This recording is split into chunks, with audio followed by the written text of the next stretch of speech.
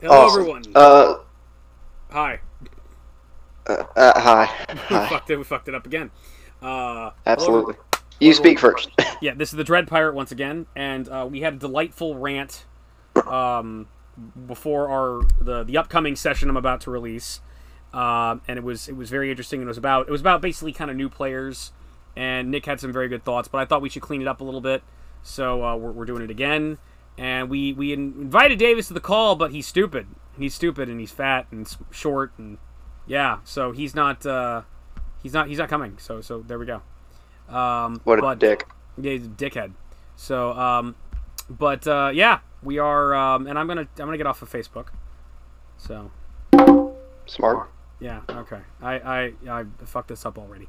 Okay, but Nick, we're this is you're the star here. You had some interesting thoughts, so fire away. Uh, I do have some interesting thoughts. First things first, I need everyone who's watching this either subscribe, like, or dislike the video. I don't really care. It's Peeler's channel. But show him the respect that he deserves and support everything that he does. We're having a lot of fun in the D&D sessions. And if you haven't watched them, go and watch them now before the new one comes up. That way you're all caught up.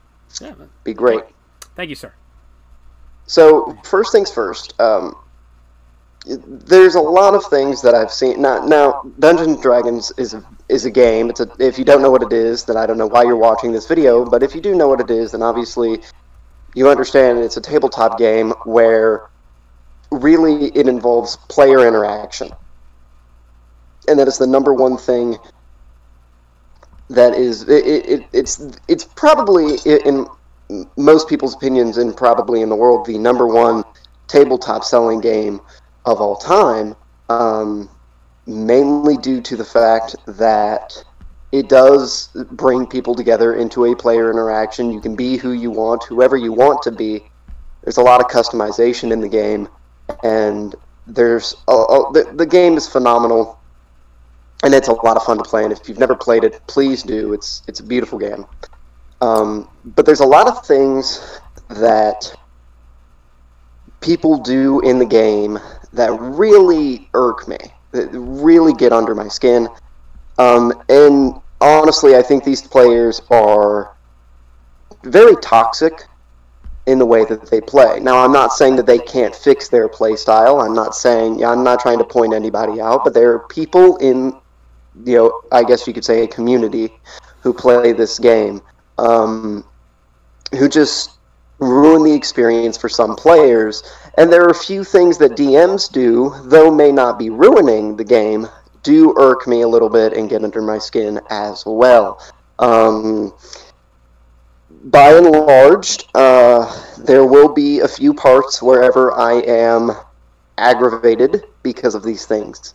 But I'm going to start off small, and these small parts that I'm going to be talking about are things that you can easily fix, and you can easily, do in the game that makes it fun. So Peeler, if you have anything to input, please feel free, and let's get this show on the road.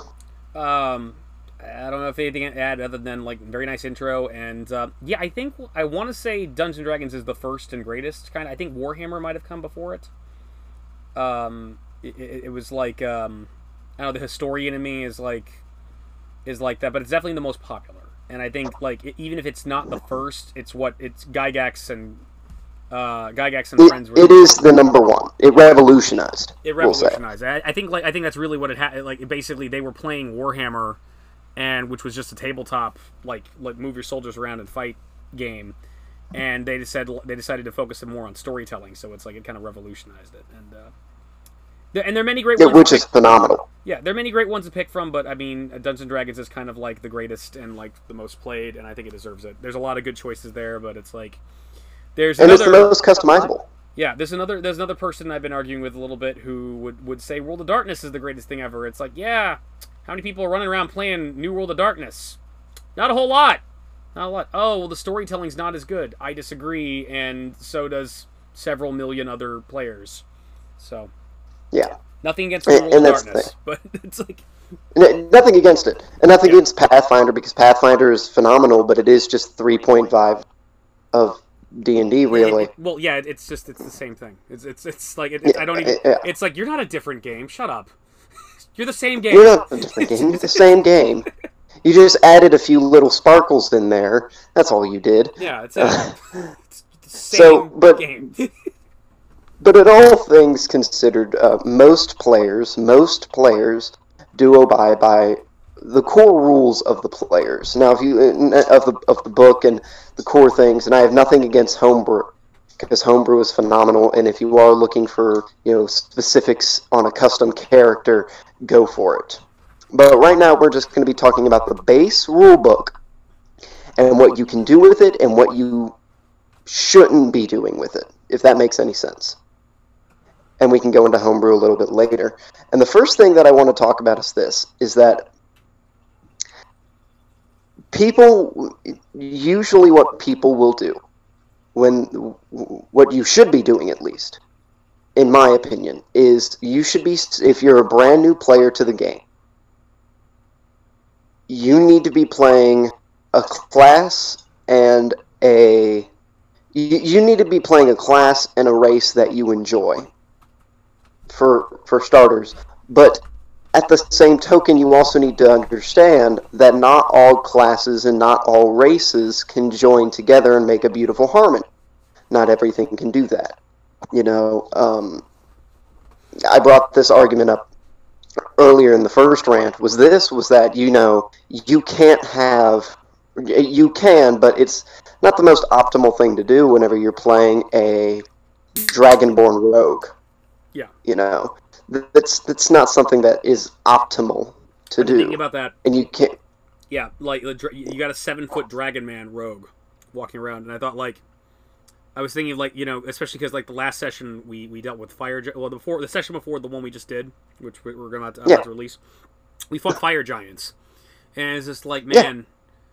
Yeah, I gotta imagine if you're a giant rogue, it's that's gotta be hard. The sneaking thing at the very least has got to be difficult. It's not impossible. Stone giants could probably pull it off, but it's maybe you're a rogue in the sense that you're a thug. Yeah, and that that could be the thing, is that you're a thug or something like that. But at the end of the day, a rogue is a rogue. Yeah. Its still main thing is sneaking around. Yeah. And it's something that you have to take into consideration. If your favorite class is a rogue, but your favorite race is a dragonborn, I'm sorry, but your character is not fit for that. It's not fit for that class. Your race can't really do what even a half-elf rogue can do, or at the best, a halfling rogue who can pretty much hide around anywhere he wants. Yeah, and it's not impossible, but you have extreme disadvantages by doing that. Correct. You have extreme disadvantages. And as I stated earlier, there are some things that DMs do. And one thing I want the DMs to understand is that, some things like that, you have, if you're playing to a story perspective, right? If we're talking now if we're just having fun and it's more just you're creating a silly character to make a silly character, yeah, do it. That's fine. But if you're playing in a serious game and you pull out the Dragonborn rogue and the DM does not give you disadvantage on your sneaking, your DM is really doing the story horrible justice. It is unjust to do so. Yeah. So the first thing I want to tell new players is that yes, pick a class, pick a race that you like, but make sure that class and race at least fits together. Most of the time they will. There are very few instances where it won't, but make it to wherever it fits, And if you're going to go against type, that can be part of what makes your character interesting, is that, I always bring him up. He is an inspiration to me, although he's lost his goddamn mind and has done some very douchey things over the times. But Spoonie used an example in one of his Counter Monkey episodes. He had a friend who was playing a fighter halfling, or like a barbarian halfling, and the whole point of that character is that character has a disadvantage, naturally just by his race, but it's he's just a really jacked halfling. It's that guy, he has a penalty to his strength, but he put all of his ability points into strength, And it's like the whole premise behind this character is this is a short guy who doesn't like getting picked around, so he's done everything he can, despite a handicap, to be as tough as possible. And it's like that's absolutely, that's an interesting idea, like, you know. But it's like that is, you know, that's part of the role playing is you have to deal with that penalty. I was even looking. You have to deal with the handicap. You have to deal with the handicap. I was even looking over like for something else. I think we could conclude with this is like assholes like me that build crazy shit. I was looking over my future D20 book, and I was looking at the mechs. I think I was trying to build the 2003 Ninja Turtles Baxter Stockman, which, if you recall, if you've seen that show, like, he eventually gets a big cyborg body. I was trying to build that, and it's like, so I was looking over the mecha, and like mecha, like, depending on the size, have a massive straight up penalty to hide checks. It's like they just like automatically, it's like you have -20 to hide, and it's like, of course you do. You're huge. You're just gigantic. You are not. We are going to see you. It's like. Now, of course, the Monty Hole, like, what's it called? Like, mid-maxer in me is like, okay, well, what if I still level that thing up as a rogue and I give it like a bonus to hide? It's like still, but even like from a gameplay, I'm thinking about this. It's like, okay, the thing's got to have a cloaking device or something. You know, it's got to, like, okay, you want an insanely high hide check because you actually put the skill points in to actually get rid of that penalty. Okay, you have a cloak. You have to. It's like, I mean, it's just like Harry Potter, right? Yeah. Harry would not have been able to sneak around certain areas that he would have been able to without his father's cloak. Right. You know, if you have something like that, fine. I can agree with that. Yeah. But unless you don't have that, at that point, all you're doing is, and don't get me wrong, I would love to see a Dragonborn rogue. That would be cool. Yeah. Dual-wielding hand axes, that would be sick. Yeah. But at the end of the day, it's not something that fits. And the reason why I'm telling new players not to do this isn't to discourage them from playing characters that they want to play. It's simply by the fact of, if you are going to play these characters, you do have to have a little bit of understanding of what's in the game and how to do certain things like that. You know. Well, that's first. I brought this guy up before. It's Davis and I have a friend from Great Lakes named Porter, who came in and played our games, and I've been making the joke of like which one of us is the Porter, who's like, cause he was brand new and he was kind of the worst character, and I killed him multiple times. But I remember he started getting into homebrew stuff and was trying to sell it to me, and I remember he brought like one of the homebrew things he found was called Devourer. And I was initially excited because, as an old school D&D fan, I thought it was the undead Devourer. I thought it was like the undead monster that got a little like baby monster inside it. It's like the guy from Total Recall, like, you know, yeah. like Quaid, you know, but it's undead. And it turns out no, it was just some bullshit homebrew class where the premise is you know how to like push your body beyond normal means, and it's like it's a class where the entire point is you know how to eat people. And it's like literally you could unhinge your jaw, and like as you level up in the class you can just eat people. And it's like, okay, why? It doesn't go into it. It has a one sentence explanation. It's like, oh, you know how to bend, you know, push your body beyond crazy limit. That's fucking bullshit. That's bullshit. Like, tell me you got genetically engineered or this magic. It's like making a character based off of the one joke, that Tony Robbins joke from Family Guy. Tony Robbins hungry. It's like, okay, that's funny, but like if you're gonna actually put this in the game, like, you sell me on it, seduce me, tell a story. That's the point. It's a storytelling game. It's just like in this instance, Zach had a D&D game, right? Right. And it was set in a I don't remember what exactly happened, but something happened to wherever we were trying to roll like Arcana, just an Arcana check, right. And I'm playing a bard that has like, you know, proficiency in Arcana. You know, he has a good charisma, he has a good wisdom modifier, he has everything going for him. You know, he has, you know, you've seen me play this character just a small bit, but he has Arcana, history, religion. He has the knowledge. Yeah. And I roll, and I get a pretty good roll. I get like a 22. Yeah. Right. And Zach says there is no magic here. But later on, what happens is supernatural. Yeah. Only magic could make this happen. And he goes, it was all done by machines. And I'm like, okay, Zach, that's fine if machines are doing this. But understand, the machines are bending space-time. He was making it to wherever it was like a scientific thing, right? Yeah. Like science did this. And I'm like, Zach, I understand what you're saying, but think of it kind of like this. Where in D&D's time period, right? Mm-hmm. Where there's magic and all of this, is there going to be a machine that works off only science and has no magical ability to make a portal? You know what I'm saying? That raises the question: was this a mad science device, or was it like a magical machine? At the end of the day, it was a magical machine. Then your Kana check should have like been able to recognize it. Exactly. Yeah, exactly. It's like a different. And like, he was. If you're doing a genre bending game like I do, because I'm an asshole, it would have been what I would have given you for that check was like, this must be, if you're a magical person from D&D and you've never seen a spaceship or anything like that before, it's like, okay, this must be a magical device, but you're not sure how it works because it's like that can only be done by spells, and then you find out no, it's magnets.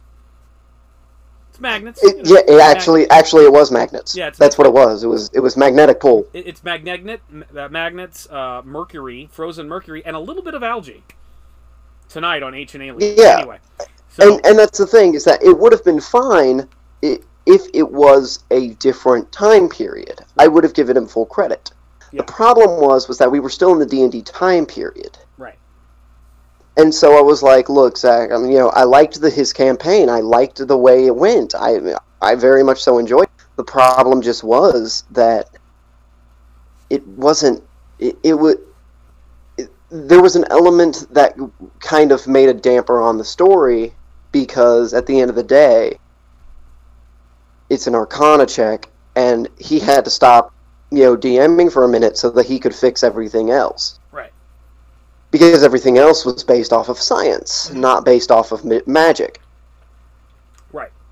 And that's the thing, is that, like, and this is for DMs as well, if you're starting to DM or something like that, you want to get into it, understand your material. Yeah. That can be a good point for DM, is understand your material and understand what you're doing. Understand that you're in a world where beholders exist. Mm-hmm. Flying ball-shaped figures with eyes and lasers. Understand that these things are in the world. Demons come up and fight mortal men. Right. And mortal men stand a chance. It's not supposed to be like realistic, and I think most people understand that. Is you can't just go willy-nilly and send in magic, or let me rephrase, you can't send in science unless, and even with alchemists, you can't just send in science without magic. Well, I mean, the thing, it's a world where magic is commonplace. So, I mean, it's like, I don't think there are any atheists in the D&D world. I don't think there's anybody walking around wondering whether or not the gods are real, because the gods literally show up every now and then and fight alongside mortals every now and then. I mean, I'd imagine...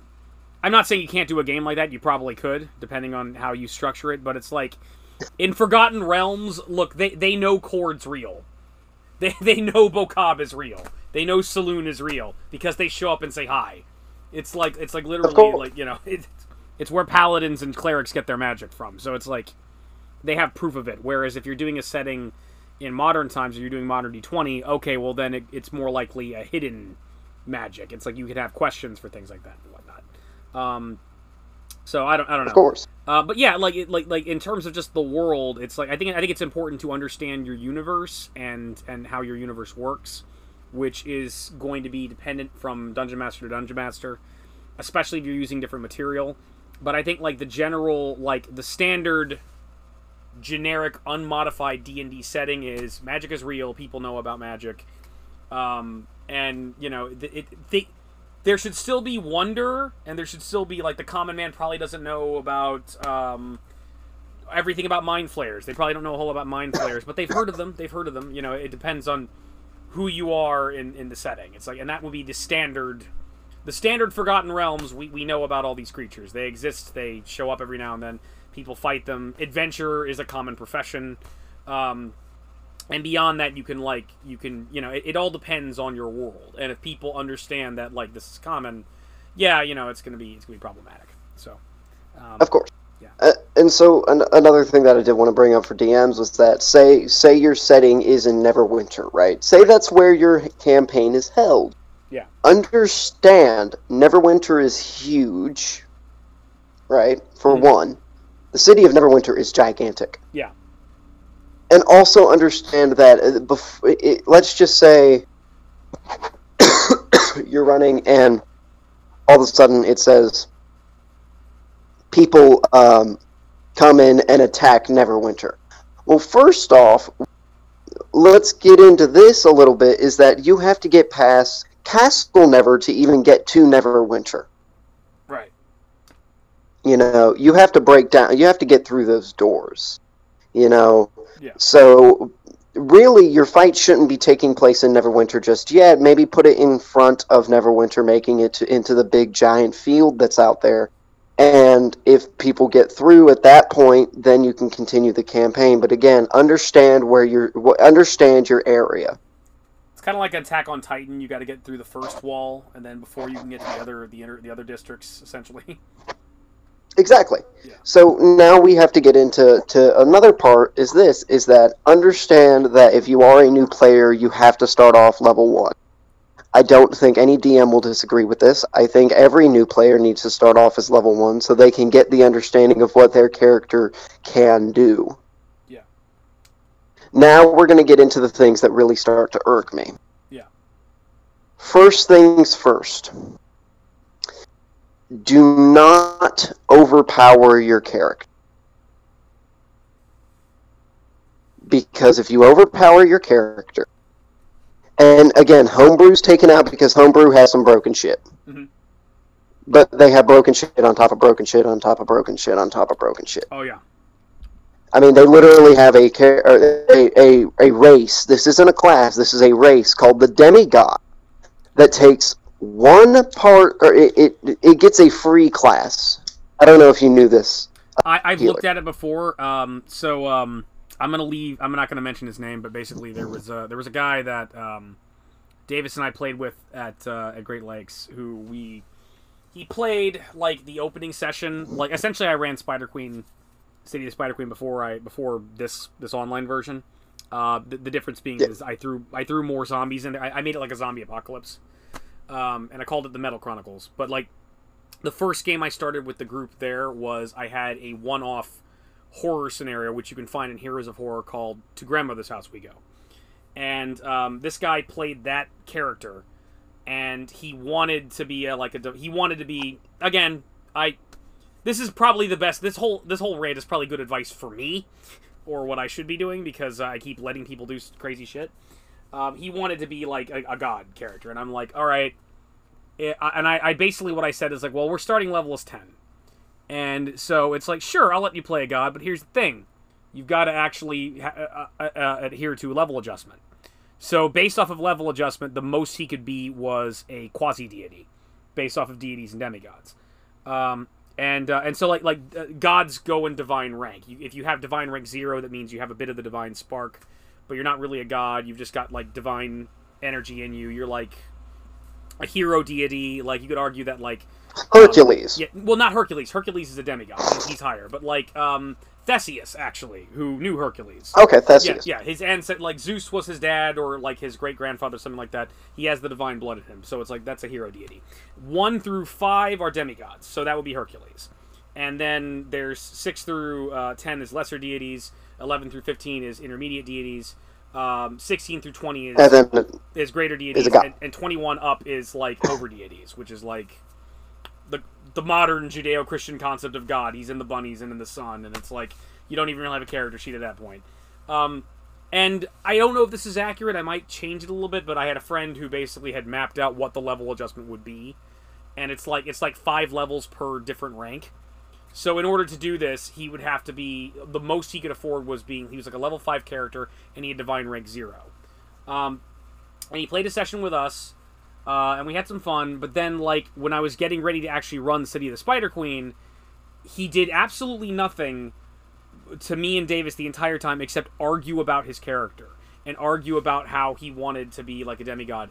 And, like, I want this. It was, he kept arguing with me because he wanted, like, the ability Divine Blast, and it's like, well, you don't have a high enough charisma for that, so you can't divine, like, so then he comes out and, like, he busts out, he redid his character sheet with, like, all 18s, or, like, 18s and several 16s, and it's like, and we didn't see him roll it, and I'm like, that's bullshit, you just gave yourself those stats. And then I think he showed me the demigod class from Homebrew, and it's like, this is bullshit. And it's like, this is clearly homebrew, and it actually offends me personally as a person who grew up on 3.5, and it's like, we have stats for this. We have rules for this. It's in deities and demigods. You don't really, no. It's just like, what's the level adjustment for the demigod race? It's like, it should be... The demigod... It should be like... The demigod doesn't actually... The demigod doesn't actually have a demigod race, or, like, it doesn't have a thing for it, mainly because... The problem with it is that, okay, so here's one of the things it does, is that when you are a demigod, one of the first things it does is it gives you abilities that you can choose from. Yeah. Right? And then it lets you pick another class. It lets you pick a class, or no, I'm sorry, it lets you pick a lesser race. Mm-hmm. Like half-elf, dragonborn, whatever, and you get their abilities as well. Yeah. Which is already stupid. Yeah. 2 is, legendary, like, skill points, wherever you can get up to 30? I think, is that like a mythic tier type stuff? Yes, it's mythic tier. Okay. At level 1, you're already there. You can go up to 30. Yeah, it's bullshit. I'm not saying that you'll hit 30, but you can get up to 30. Yeah, this is the type of thing that should not be being played at all unless you're like level 21, unless you're epic, exactly, level, unless you're mythic tier or something. If that's what you guys are playing with, and exactly. And that's the thing. It's like, and again, I'm the asshole who will let people do crazy stuff. I'll save my little point for this for the end. I feel like this is like a good thing to point out for new players, and it kind of it can go into why I do things the way I do. But it's like, I'll let people play crazy shit. But here's the thing. You're gonna have to deal with the level adjustment what we got. So if you want divine rank, and our starting level is like level 5, okay, you're a level 1 character while everybody else is level 5. You can have all the powers you want. You have 5 hit points. You're gonna die. Yeah. It's like we will resolve it because you traded over class. You traded class levels and a genuine experience for power. So it's like, that's how it all balances out at some point. So here, but here's an even bigger point, is that we're still talking about core rulebook here. Yeah. What I mean by don't over level your character is do not put 18s in every stat. Right. Don't give your character like 3 18s, 2 16s, and a 14. And say that, oh, he's weak in strength, but he's a rogue, he's good at everything else. Don't do that. Right. Because at the end of the day, at that point, I mean, you're going to be everything in your path at level 1. Right. And your character has nowhere to grow. Right. That's why I like point buy. Point buy to me is great. Yeah. That's my thing. You and Davis like point buy. I like to roll. I don't mind a person if you roll those 18s. Props, go ahead. But that's the thing. I actually agree with Spoonie on this, on rolling old school. I've actually started doing this, and I really enjoy doing it, where I will roll my stats in order, and whatever they are, I take. If I roll a bunch of 3s, I'm keeping those 3s. I like doing that at this point. It was like I was actually working on a character for someone else, and that person, that character was supposed to have like a high strength. I rolled like a 9. I rolled like a 6 or a 9, and I just, while I was building the character, I started applying my ability points to strength to get up to where it needed to be, where it would be reasonable. But it's like, no, I don't mind the roll, because I like, if I get a handicap, that makes my character more interesting to me. So exactly. But the thing with point buy that I like is that you already instinctively get that handicap. yeah, and you're not automatic. If you have a bad roll, you don't automatically gonna suck. And even Spoonie Or the pointed out, other thing I yeah, like, yeah, the other thing I like is in the book, and I started doing this for certain characters too, is you get 15, 14, 13, 12, 10, 8. right, Wait, 15, 14, 13, 12, 10. Yeah. Get 15 or 15, 14, 13, 20, or 12, 10, 8. Nick You now get is that. reciting the numbers from Lost. Yeah. But Cyberman. you're you you you get these numbers. You get these numbers, and you look, and one of your immediate rolls is an 8. Yeah, Making you weak in some respects. yeah, And it lets the other characters shine. If I have a rogue that has an 18 in dexterity or a 20 in dexterity, right, an 18 in charisma, an 18 wisdom, a 16 in constitution and intelligence, and then a 14 in strength, I'm going to look at them and go, okay, your rolls are going to be way higher. right. Your certain goblin that you're taking on at level 1 just took steroids. Yeah, Because and on top of that, you can do anything that the other characters can, unless they're magic. But if you do Arcane Trickster, then you can do magic. You pretty much cover the whole base. right. It's things like that. I'm picturing a goblin like just walking around going like, "Do you even lift, bro?" Mm-hmm. Gaines goblin. He has muscles bigger than a hobgoblin. Yeah, And so it's the thing of like you can't just do that because it's fun. A guy that I play with in ADM. yeah, Ian plays rogues. That's all he plays is rogues. right. That's all he plays. All of his rogues are assassin rogues. Not trickster rogues, not anything else, assassin. Yeah. All of them having a 20 in dexterity that he just puts in there. He's playing the exact same character, exact same stats, does the exact same thing. Yeah. It gets tiring. Well, After a while, it just gets tiring. Alex is kind of doing that with like drow sorcerers. I'm hoping he'll eventually get bored, but yeah, it seems to be what he likes. So, well, if that's what you like, that's what you like. But the biggest thing here, and this is my next point, is be unique. Yeah. In terms of play other characters, don't just play one. If you have a favorite class, that's fine, and if you have a favorite race, that's fine. Like mine is half-elf bard. I love half-elf bard. Yeah. But I'm not going to continuously play half-elf bards. Right now I'm playing a dragonborn paladin. Yeah. I started off a half-elf bard, and then I killed him off because obviously these other people needed help, and I played a dragonborn paladin. Yeah. Who takes people to different dimensions. Yeah, I think with Elrothane you realize, like, I'm not going to be helpful here. I'm going to insult the queen and get killed. And it's like, okay. Yeah, exactly. I'm like, okay, I'm not going to be helpful here. The only thing I'm going to be helpful with is knowledge checks. Yeah. This party doesn't need knowledge checks. What it really needs is fucking other checks. It needs something that can kill. I feel like story-wise, it was just like Elrothane just really wanted to protest Drow society. It was like he was like, well, you know what? I'm gonna make a stand. It's gonna be kind of stupid, but whatever. Fuck these people. Fuck the Drow. Yeah. and so I played a vampire who we don't talk about because he's still alive. And also, I need to talk to you about that too, Peeler. Okay. Because I found an actual way to get him back. Sidebar. What would that be? I mean, I could think of some stuff. I could think of just like someone finds your body and gives you blood, and enables you to heal. Well, what I was thinking was that he's at 0 hit points, right? Yeah. I mean, you don't. Yeah. Because they didn't drive the stake in his heart. He's not necessarily dead.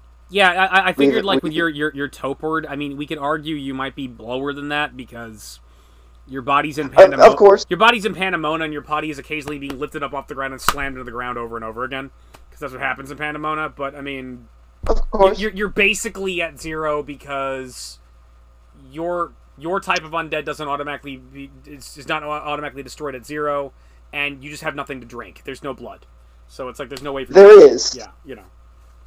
There is blood. Yeah, but you can't get to it because you're basically in the Topor right now. Yes, I can. How's that? My snake. Okay. If I were doing my job as a DM, I would have already said that your snake was already dead at this point, because he would have been smashed against the rocks over and over again. But what do you have in mind? Well, at that point, my snake, in and of itself, would sacrifice itself for me. Okay. Not really. It would sacrifice itself. It knows that I am in trouble. The snake is old. It knows if it doesn't have money, it won't be able to live. In terms of, it won't be able to live without substance. I'm thinking about how to bullshit myself right now. And I'm thinking what I would do. Well, I would say, first you have to play the snake. And then as the snake, you would just crawl down Aaron's body's throat, and then just, like, wait to die.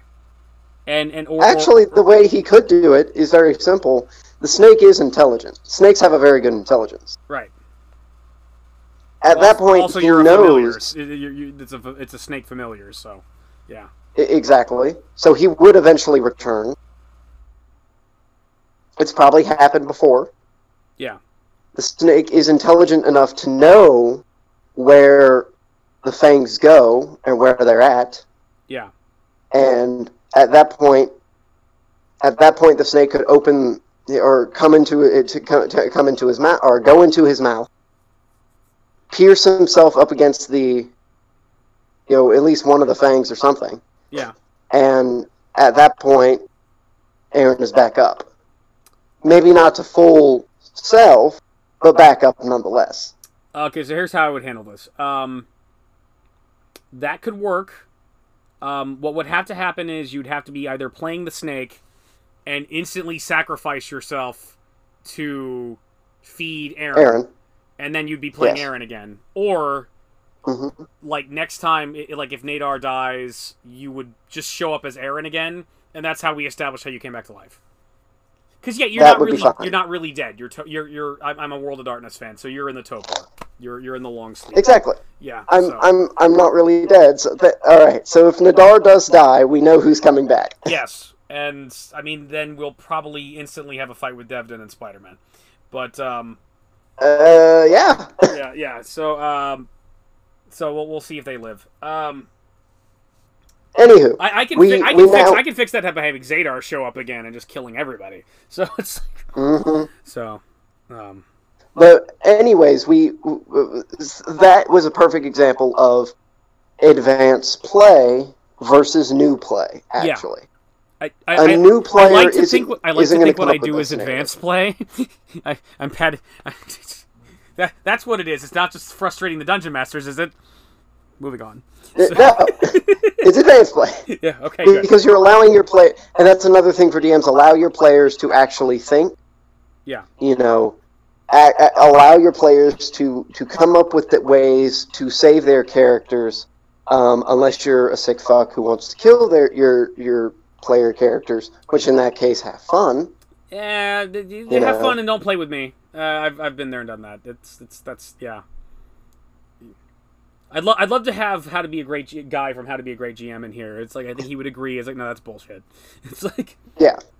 But big thing for players is always just make sure that you're not overpowering your characters, because I've had it to wherever a player character is being absolutely stupid with his stuff. He's level 1, he has 18s and everything, and it's just not fun for the rest of the party.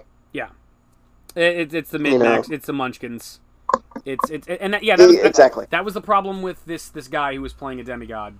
well, like a quasi deity at Great Lakes. It was basically just like Davis and I realized real quick that this guy is like just good. He's just trying to power play, and he gave this excuse. Oh, I just want to hear the story, and it's just like, yeah, you want to hear the story and not die. And I know it was bullshit because I had a character. He had like an insanely high damage reduction, and I think I established that like the enemy he was fighting was a great jester. Had a weapon that could bypass his damage reduction. I think I built a glass cannon. It was like he deals like enough damage to bypass it. I then realized later on I didn't even have to do that because it was a +4 weapon, which means he could have gone right through it anyway. So it was like, but like, yeah, he started panicking like the moment I started killing his character. So it's bullshit. He just wanted to power play. He wanted to play whatever, and he was so interested in like just wanting to be the most powerful thing ever that I basically just told the guy, look, I don't want to play with you anymore. And so we just like I tried talking out with Davis. Davis is actually very good at this. Davis is actually very good at like being just someone to consult for advice, especially when it comes to game diplomatic. Yeah, he's very diplomatic, and he's like, well, why don't you do this? Why don't you do that? He's been very helpful recently for that. He's very good as a backseat DM. Just like I don't know, like, when I don't know what I'm doing because I'm always unready, it's like, Davis, what do I do? It's like, he's good for that. But yeah, like, I talked to him about it first, and then we sat down with the guy, and we were both dealing with the guy, and we're like, no. Fuck this. It's like, just, And it was better for it. It was like, and again, I poke fun at Porter all day long, but like, Porter's was really fun to play with, and took his lumps, he fucked up quite a lot. In the end, he saved, in that version of City of the Spider Queen, he saved the day. It was like, he was actually the one, like, out of nowhere, after fucking up constantly, over and over and over again, he was the guy that actually, he's the guy that killed Iray. He's the guy that basically came in out of nowhere and saved the day. He didn't actually kill Iray, but he didn't kill Iray, he actually kicked Karansali's ass. He actually, like, sealed her way. He was actually the guy that, like, got the last, like, roll of the game to save the day. And so it's like, Porter, when you get a break from the military, man, come hit us up on Discord, man. Absolutely, would love to play. Yeah, he's a nice guy. But playing an overpowered character can just ruin everything. And the biggest thing is that I always do this mainly because it makes it fun for me, and on top of that, I get to play diverse characters, and I always get to, and this keeps everything in check. So if you want to be a good player and you want to actually have fun with this game, do this. I highly recommend it. Wait for everyone else to pick a character. Yeah. That way, that way you can be as helpful as you can. Yeah, because part of the fun of playing is playing a role. It's like, like if there's no cleric, we don't have a healer. Well, then, like, it's good to know. It's like, well, okay, then, like, some people like to do that. Some people like to be of service. Some people like to be like we don't have a cleric, I'll be the cleric. We don't have a wizard, I'll be the wizard. Man, nobody wants to be a fighter, which is alien to me because I always pick fighters.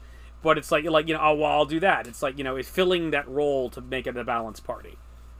Just like this. I know Ian will always be a rogue, so we have that covered.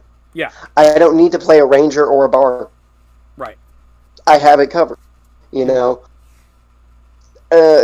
is always going to be a healer or support. He's always going to be that supporting cast. Most of the time, unless he's playing Devton. That's fine. Well, yeah. Our support. I think Davis just kind of rolls with whatever I'm whatever you're doing. Yeah, whatever I'm doing. Yeah, because it's like my experience with him is like or like the most consistent gameplay is like wizard and rogue, which is kind of a support class. It really, yeah. I mean, because like I've seen him play cleric once or twice, but it's like yeah, wizard. If you think about it, wizards and rogues can be support classes because it's like, well, you guys need a magic guy. You need a guy who can. You need someone who can save the day without stabbing things. And it's like, and I can. And then you need a guy who can go through and stab things, but at the same time play diplomacy. To play diplomacy, and it's both like both Flutterbudgets and Devdin are very diplomatic. They're very good at talking their way out of problems. Exactly. Also like the rogue is like I find traps. I solve. That the rogue is. And I can be a damage dealer if I need to. I'm a damage dealer if I need to. Whereas like I like fighters because fighters are very easy for me to build and play, and so. That's why, again... Swing your sword. Yeah, swing my sword. That's why the Metal Chronicles was so much fun, like both the City of the Spider Queen game and Metal Chronicles here on YouTube was Apocalypse Stone. I loved playing like I love the team of the Animal and Flutter budgets because it's all a race to see who wins initiative.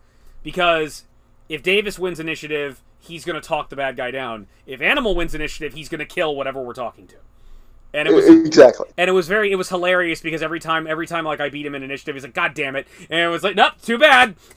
Because I made a really good barbarian and I know how to cut I'm a human chainsaw, so excuse me. There's going to be blood everywhere. You might want to put on a poncho. So we could have talked our way out of it. But I always know how certain players will. I know how my group of players will play, so I know what I'm most likely going to play, and so it's more of a thing of I know, it gives me range on what I can play and what doesn't need to be played. And it's like if we have a lineup of a fighter, cleric, say fighter, cleric, wizard, and then we'll throw in name a class. And monk. Oh, okay. Fighter, cleric, wizard, monk. Yes. We have fighter, cleric, wizard, monk. You don't really have a talkative person. Right. You don't have that person who's going to be talking to the guards. You don't have that leader in terms of out of fighting. Right. So pick a bard. Yeah. Bard is best for that. I was thinking this Paladin can be used. I was thinking this would be a great opportunity for us to roast our friends. It's like knowing how people are going to play. Well, okay, Davis is going to either cast Wish at everything, talk his way out of thing, be like the most competent player there until he's not, until he fucks up. Genji's going to worry I'm going to kill him every 5 minutes. Digby is probably going to say I am Reinhardt and do a little bit of role playing and then just start smashing things. Dark Wolf is going to play a very confused immortal, or get exploded by Spider-Man. Bodok is Bodok. Bodok is Bodok. If Malmoto were here, Malmoto would actually talk for 45 minutes before we actually play the game about politics and the environment. And Jed would mostly make dirty jokes and be edgy. And then the one thing that I would do is just did whatever needed to be done. Exactly. You would also I think also what you would do is you would look at whatever the situation is and say and decide to do the most craziest out there thing possible that may be inappropriate for the setting, but you don't care. You just like fuck it. It's like I am Nick. I'm doing this. I'm going to. I could talk to my boss on Monday and ask what's going on with the upstairs, but no, fuck that. I'm gonna break into this college of wizardry, shove my boobs in everyone's faces, and claim sexual harassment while beaming everybody in the head with a crowbar. It worked.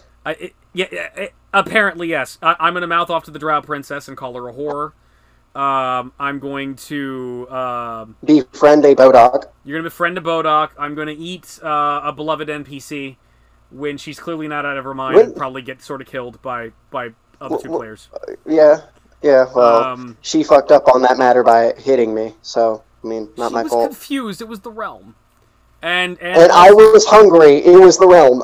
and also, I don't think you did anything particularly out of character during the Halloween game, but you're gonna kill Ash. You're gonna kill Ash Williams, and which means he's gonna get turned into a voodoo zombie who gets raped every day by Jason Voorhees at the command of Elvira. So see, no, I did do something crazy, and it was pick a Grim Reaper. That's true. But who doesn't die, continuously comes back. Technically, you did die. I think twice. Did I kill you twice? Mm-hmm. Yeah, I killed you twice. Yeah, you die. You just come back. It's so it's like this is but my robe is laying there. That one naked skeleton's coming towards you with a scythe. Just like, really, dude? Yeah.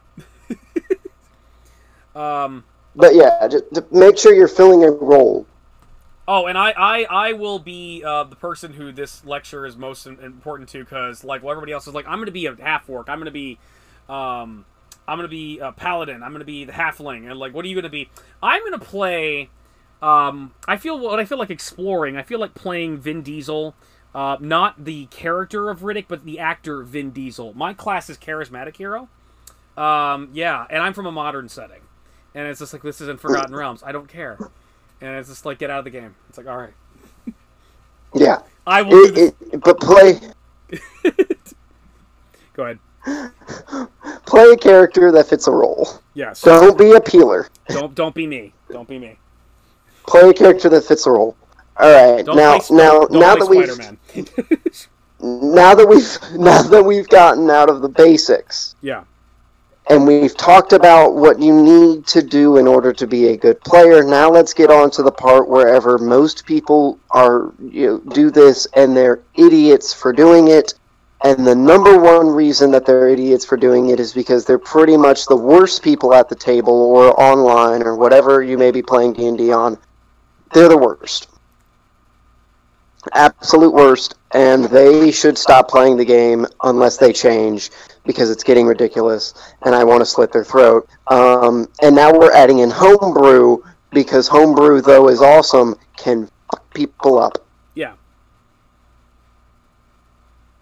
If you've been playing D&D, and you've constantly been breaking the first rules that we just talked about, and then blame the DM for not doing whatever you deem them they're supposed to be doing. Blaming the DM for their, problems or whatever it may be, or blaming the DM, for your shortcomings, or if you're throwing a hissy fit because you rolled a fucking 15 and the fucking, the saving throw was a 16. If that's what it is, you need to stop playing and understand what fucking game you're doing. Yeah. Because if you're going like, I'm gonna fucking die, and you're at max health, max fucking health. Yeah. I can understand saying that. I can understand saying that if you're like at 5 health. At 5 health, fine. Like, okay, but we gave Devdon a lot of shit for ditching the party. But to be fair, it's like he's playing a neutral evil character. But he's playing 29 him. Health left. He's playing he's playing a character that, at the end of the day, would do that. Exactly.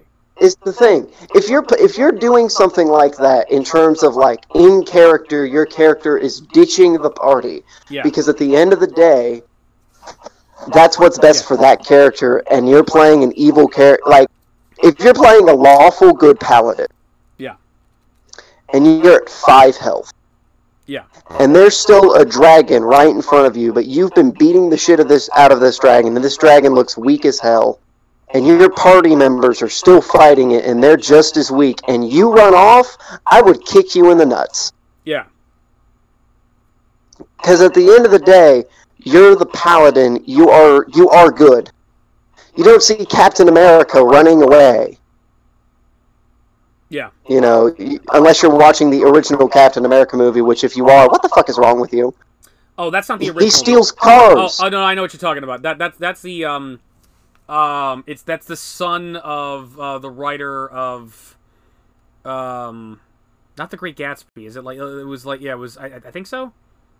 Yeah, it's the Great Gatsby writer. Yeah, it's the guy who wrote The Great Gatsby's son playing Captain America. That's not actually the first one. The first one is actually the Red Brown one. Where he had a either way. That one was great. Not in the MCU legitimately great way. That was great in the 70s Marvel, like the second movie he fights Christopher Lee. That's like, it's dumb, yeah. But it's Red Brown. So it's dumb, but it's funny dumb. Yeah, the one you're talking about is great though. His greatest superpower is he pretends he's sick and then steals people's cars.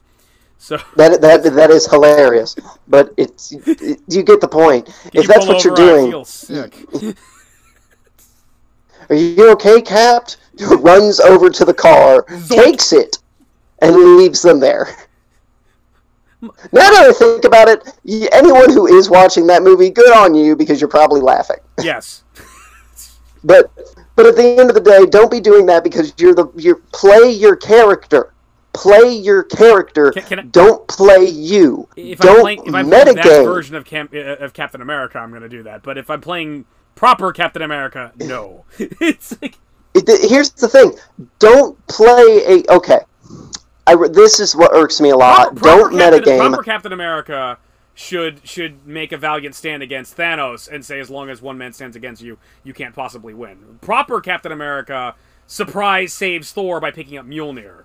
It's like, and, proper Captain America would take that stolen car and run it into Thanos' arm. Right. That's proper Captain America. Are you suggesting that's how Endgame should have ended? Is that all of a sudden, like, yes. That Captain America comes in, a second Captain America comes in with an old school shield, runs over Thanos, breaks his hand, and he no longer can snap the gauntlet. And then he looks at the, like, Chris Evans Captain America is like, Mr. President, good job, and gives him a thumbs up. Yes. Yes, that's how Endgame. That would have been amazing. But at the end of the day, play your character and don't metagame, because if you're perfect example is this. Unless you're a DM and you gave your boss character Paragon and your players are going to die and you don't want them to die, then it's okay. Yeah. Maybe. But at the end of the day, think of it like this. Challenge at them. I don't know. Think of it like this: is that unless you detect good and evil, if you're the paladin, right? And all of a sudden Devin joins your group. What is your immediate thought? Okay, should I give you the answer of what I would do in the situation, or what, like, the typical response is going to be in the situation? What would the character do? The character would probably assume that that's a thief and that guy might be a bad guy, and I should keep my eye on him. Keep your eyes on him, but unless he does something shady, unless he's breaking the law, don't really do anything, because he hasn't done anything wrong yet. A bad player, a lawful stupid player, or a good stupid player would detect evil on him. Oh, he's evil, and then try to murder him. Exactly. That is stupid. Because I should point out to people that are playing paladins, that's not good. You don't just murder people just because they happen to be bad. They need to do something. like in the world we live in, you can intervene if you see a felony being committed, but it doesn't give you license to kill. It's like you get arrested for that. So you can't just murder the guy just because he happens to be an evil rogue. It's like, Yeah. Exactly. Yeah. I played a rogue wherever. This wasn't the rogue that shoved her boobies in a little kid's face and then said, that he was going to rape her. Yeah. That rogue became a Sith, if I recall. Yes. They got hit on by absolutely. a robot. Yeah. Absolutely. Yeah.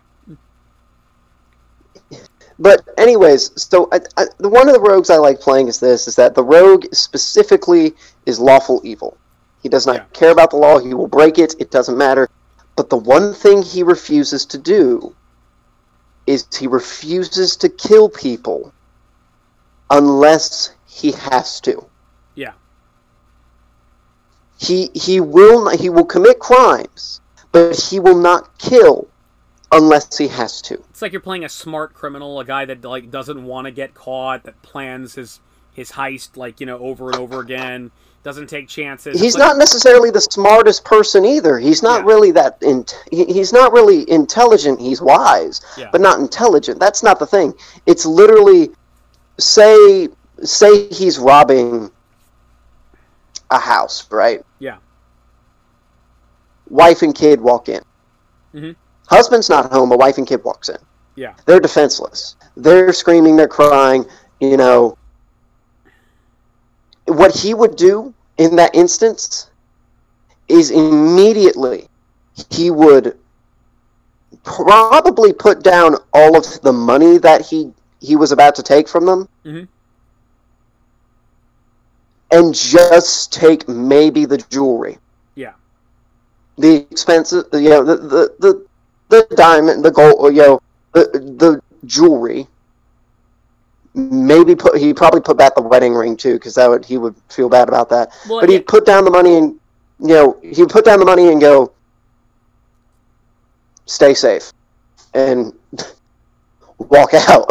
Yeah, still probably rob them, but it's like I'm not gonna basically kill a bunch of people and get the law after me. He's not going to kill them, and he's not going to make it to wherever they are no longer able to pay for blank and blank. Right. He is a lawful evil rogue who just robbed people in their house in front of them, but left them the essentials because at the end of the day, in his backstory, he understands what it means to be poor, and he also understands what it means to have people taken away from you. Yeah, he has dimension. He has a dimension. He isn't a metagaming, non-dimensional, 18 in every stat fucktard. Yeah. Who's only there to be... He's not He-Man. Right. He's not the main character. He's never meant to be the main character. Right. And no one in this game is the main character. Yeah. Because at the end of the day, it's a party. It's an ensemble. In the Avengers. Yeah. Yeah. In the Avengers, the main character isn't Thor or isn't Captain America. It's not Iron Man, Spider-Man, Hulk. It's none of them. It's all of them. Right? It's all of them. Yeah.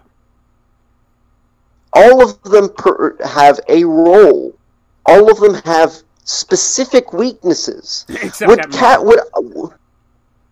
Who? Except Captain Marvel. I had a cough. Sorry. Yeah, we don't talk about her. Sorry. Yeah, but at the end of it, all of them have a weakness. Would you think Iron Man's death would be so sad if he wasn't an asshole from Iron Man 1 till now? If he wasn't an egocentric douchebag? If his relationship with Peter Parker wasn't so important to him? Yeah. He's fleshed out. And he's a fleshed out character who, at the end of the day, has flaws, but worked through his flaws to be a hero for the people he cared about. Yeah. He forgave Captain America. He apologized, really. They made up. Yeah. He brought Peter back, and without Peter even knowing, he was the reason for Iron Man's, time travel creations. Yeah. It's just a thing of all of it has a purpose. Yeah. Your character's purpose is not to be the main character. Now, if you're running a one-person campaign, sure, your character's the main character, but it doesn't need to be like this. You know what it is? It's kind of like a Zen, Buddhist type of thing. Kind of reminds me of like Vegeta from Dragon Ball Z, where it's like he tried so hard to become the Super Saiyan, and then he realized eventually he's never going to be as good as Goku, and he finally gave up and stopped trying, and that's what made him ascend. It's like it's literally what it is. It's like if you're trying to be the focus, if you want all the attention, if you want to be the most powerful, no one's going to like you, no one's going to have you around. If you don't try to be that, if you just try to be yourself, you will be the main character or a main character because people will actually want you at the table. They'll be actually interested in seeing what you're doing.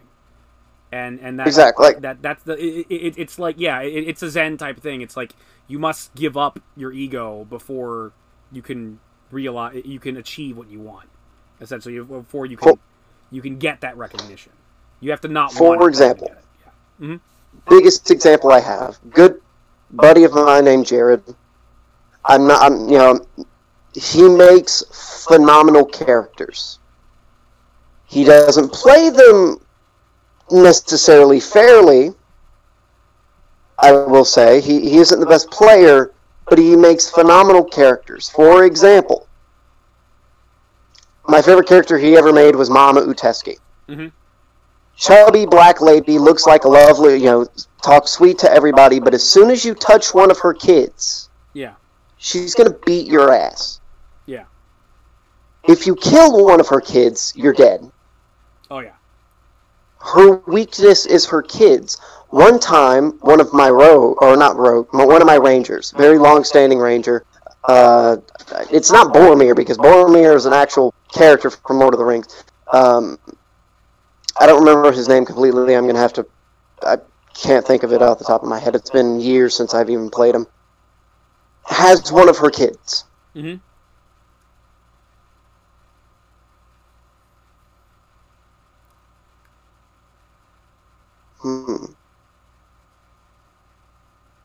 You there? Yeah, I'm here.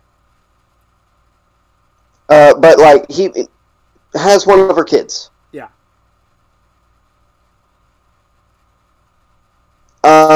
So, at first she was pissed. He cocks the hand crossbow up to the kid's head. Kid's gonna die if he pulls this trigger. Mm-hmm.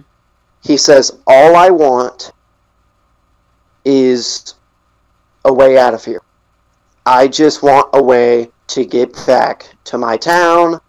No harm will be done to your kid at all. Give me your carriage. That's all he wants. Yeah. Her weakness is her kids. Yeah. He lets him take the carriage. Yeah. At the end of the day, she did the right thing, but her weakness was her kids. It made her develop. Yeah. It's in all great stories. There is a development in the world. Yeah. There will always be a development. But when players play characters who are trying to be main characters over everyone else, and I'm not speaking that no one's a main character, I'm speaking of the fact that you're trying to be the John Cena of the WWE. Which, you probably shouldn't try to be that either. I mean, that's, I think, a complaint of John Cena's actually is like, The complaint of John Cena is the character has no development. Yeah. Not that I think Cena's specifically doing that himself by doing that. It's like literally they just... Yeah, no fault to the man of his own. No fault to the man of the own. It's just, I feel like for years they've been focusing on him way too much to the detriment of other wrestlers, and that's the issue. Exactly. They're not letting other characters develop. Yeah. It's just Cena.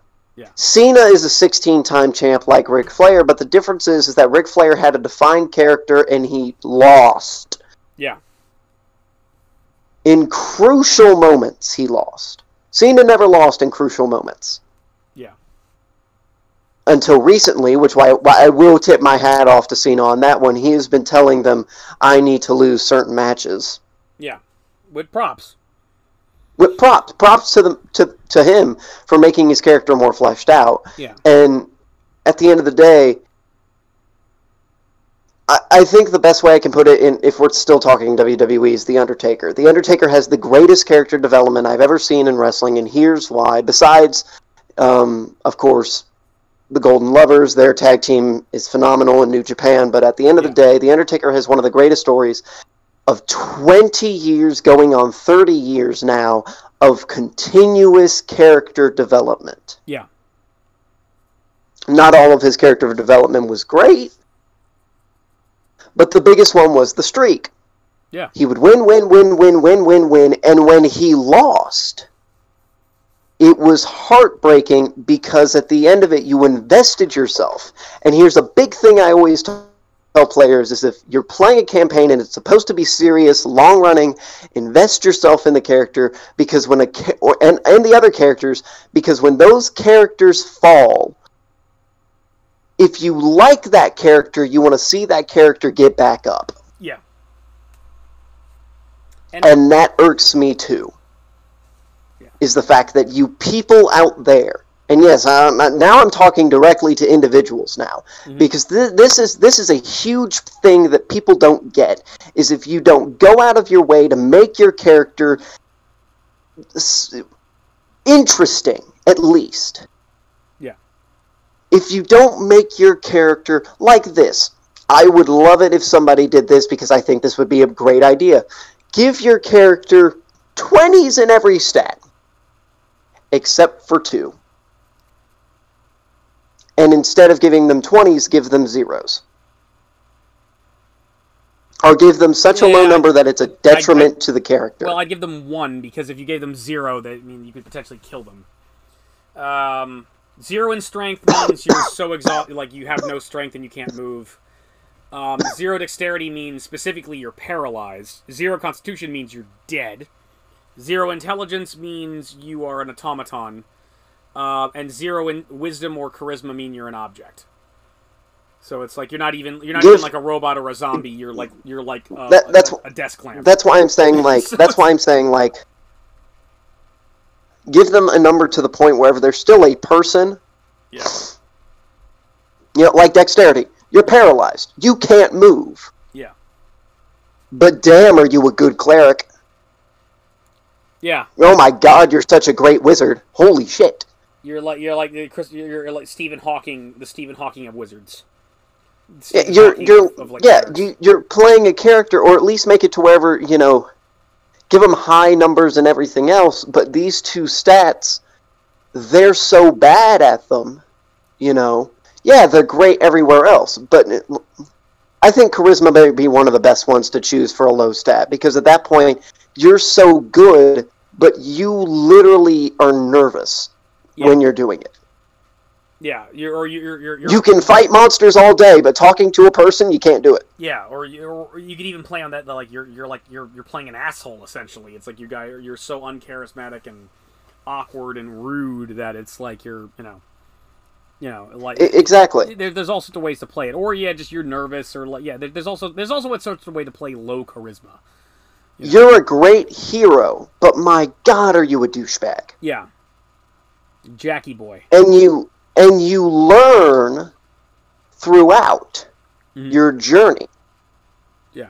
That the people around you aren't. The reason why you're not in a group at all is because you are such a dick. No one wants to be around you. Yeah. And that in and of itself, nearing the end of your campaign, help the town and be as nice as you can, and you're great at your job, but you are such an asshole. Yeah. And at the end, you make it to wherever. Okay, I'm a dick, but you know what? I'm gonna be as good. I'm gonna try and be a good person. Mm-hmm. Learn. If your character isn't interesting, or if your character can't be developed, you have no reason to be playing that character at all. If you're level 20 and your stats are high, your character went through a development. Right. If you're level 1 if you are starting off as you cheated. Yeah.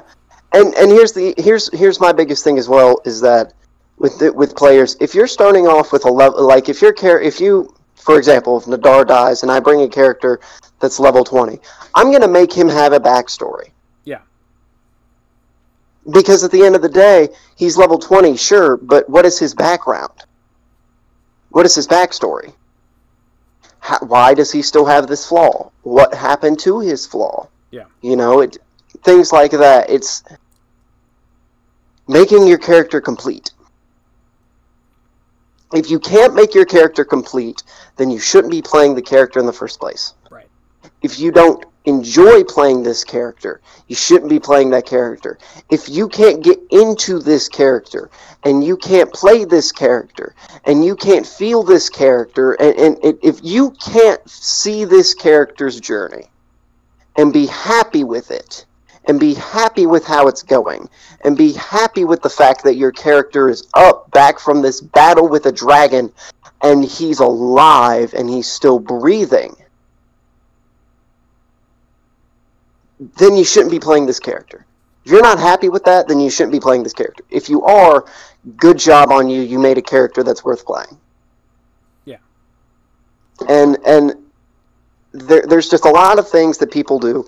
And DMs, main thing I got to say to DMs, really, main thing I got to say to DMs is this, is that if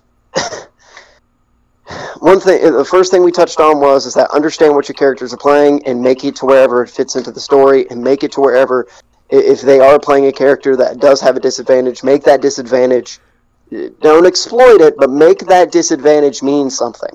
Make that flaw mean something. Mm-hmm. And 2,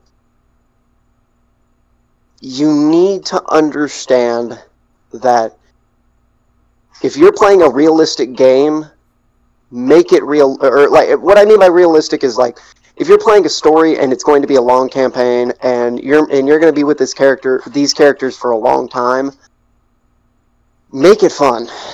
Yeah. Don't make it boring. Make it fun. Yeah. Make it to wherever their journey is worthwhile.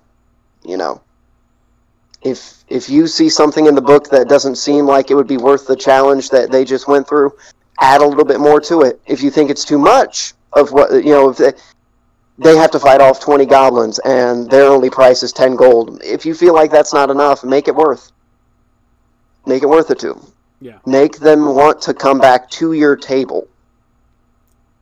You know, make them want to be there. Just like you want to be there, make them want to be there. If you're not experienced at DMing or playing a character, I would go buy the starter set, not the Stranger Things one. No. I would go buy the original starter set, Which starts you off at level 1. Shortly. The review of that is coming shortly. Please go watch that because it's true. Yeah. It's as real as it's going to get. But that's my thing, you know, I don't want to really be a dick about it, because at the end of it, I'm not trying to. What I'm trying to say is that people out there who want to play this game need to understand that this game is more than just play this and beat the shit out of things. I think a lot of people really get your... Yeah, I think a lot of people do approach it like that, and I think it depends on what people want, but it's very frustrating for us that get the whole picture. I get people that would just want to murder hobo. I get people that just want to like kill things. I get when people play like a video game, like that's when they're on the spectrum. But for those of us who see it for a larger thing like that, for those of us in the explorer section or the social spectrum, there's so much more going on here. It's a storytelling system. It's about role playing. It's about role playing and storytelling and interacting, and fighting and punching things. It's about everything. It's about my favorite part of Dungeons and Dragons isn't even the combat. Yeah. My favorite part is literally talking to as many people as I can and understanding what's going on. Yeah. When I DM, I make it to wherever the combat... I've spent literally 30 minutes on just talking. Yeah. I've spent, 30 minutes on talking and then 10 minutes on combat. Yeah. Because I think the story is far more important than what you're fighting. And I think that there's a lot of people out there that would probably find the role playing aspect boring, and it's just like, yeah, well, if all they want to do is just punch things over and over again, that's boring. It's like yeah, go play a video game. It's like there's so much more. Go play. Yeah, there's way more there. See, that's the thing, is that people who like video games that have story elements to them play Dungeons and Dragons. If you're a Zelda fan, play Dungeons and Dragons. Yeah. If you love the Lord of the Rings, Dungeons and Dragons. If you're a fan of Black Ops, kill yourself and don't play this game, because the only thing you're going to get out of it is killing. Yeah. Which, hey, if that's what you're into, play a fighter. And even play then, a barbarian. And even then, it's like, okay, you know what? If I were to, well, again, this is why I don't make video games, and this is why I don't have $1 million. If I were to make Black Ops, it's like, okay, that's fine. I got Modern D20 right over here. We'll do a soldier story. We'll do a military story. That's cool. But guess what? There's going to be role playing. There's going to be a plot, not just your kill count. There's going to be shit. There's going to be actual. This is a storytelling medium. This is. Arguably, in my opinion, probably this is my favorite storytelling medium because it's interactive, it's on the spur of the moment, it's got that off-Broadway feel to it where I don't know how it's going to end because we're still working that out. It's like it's unique in terms of storytelling. It's like everything that's come before in terms of storytelling and a whole new thing. And I think the reason why I think this video is so important is very simple, and I'm going to take 2 minutes out of your time just to explain to you why D&D is so important to me in terms of a way of, I don't want to say releasing stress, but in terms of, in a way of, so for some people it is releasing stress. For me it's more of, D&D lets me be whatever I want to be. Just like dreams do. And the thing is this, is I love sleep. Sleep is great, because I get to dream up whatever I want to dream up. I get to be who I want to be in my dreams. I get to see what I want to see in my dreams. I get to do whatever I want and have fun with it. But you know what the difference is? Is that in your dreams, all of it isn't real. It's just a dream. While in D&D, you take all of those elements, the story elements, the involvement elements. You can picture things in your head. You can see what's going on in your head. The conflict, the heat of the battle, the heat of the day as you're fighting through soldier after soldier, fighting many different creatures. On top of that, you get social interaction with people that you can learn to care about and relate to. And you're playing a character you want to play, with abilities you want to have, with being who you want to be. And at the end of it all,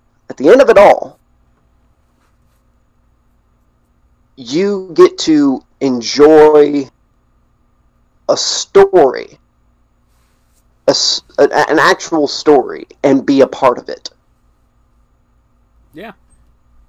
It's a beautiful concept, and I've always looked for that open world game wherever you can play whoever you want, whatever you want, but all video games have their limits. Yeah. While this has no limits. Yeah. Yeah, it's like it doesn't the have limits are your an end. imagination. And depending, it doesn't have an end. Yeah. And depending on where you on the Bartle test, there's something for everybody. For the murder hobos, the killers, it's like there's plenty of things to punch. For the achievers, there's plenty of things to accomplish. For the socialites, you get to hang out with people, you get to interact with characters, and for the explorers, you have an entire universe to explore. Multiple universes. And all of that fits nicely in the storytelling realm. Yeah. So. And the beauty of it is that there is no end. Yeah. No end. None. Zero end. You can play a character from level 1 to epic level and never, ever get bored. Yeah. Ever. Because there will always be new challenges. There will always be new adventures. There will always be new people, and there will always be new places to go. While in video games, there is a limit. Yeah, eventually you're going to run out of space. You're going to run out of, even like MMORPGs. It's like, well, eventually you're going to have to wait on new content. Eventually you're going to have to wait for DLC. Eventually you're going to have to, oh no, we can't afford to keep our server up anymore, so now the game's completely gone, which is something really sucks about MMORPGs, and I hope it'll be easier to, one thing I like about emulators, not to get, too, far on a tangent, but it's is that you can play old games that aren't really supported anymore, and I'm hoping, one day the technology gets to the point where it's I can go play City of Heroes again, and enjoy all the old content, but I can't because Cryptic took the server down.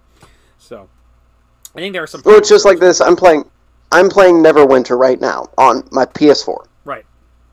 Beautiful game. I love the game. I love the way the combat system works. I love the story of it. It's really good right now. Yeah. But I keep looking down the list of places to go, right? And though there is the Underdark, there's the Pirate's Cove, there's all of these places I can go, there is a limit. Sure, they have acquisitions incorporated. Sure, they have side quests for that area. And sure, you get to travel all through that area. Yeah. But eventually, there is a limit. And when you reach that limit, when you have a level 80 character that has nowhere else to go and all it's doing is sitting there and waiting to play the new DLC, what do? You hit the reset button and you start over. Yeah. Or you play a different game. Yeah.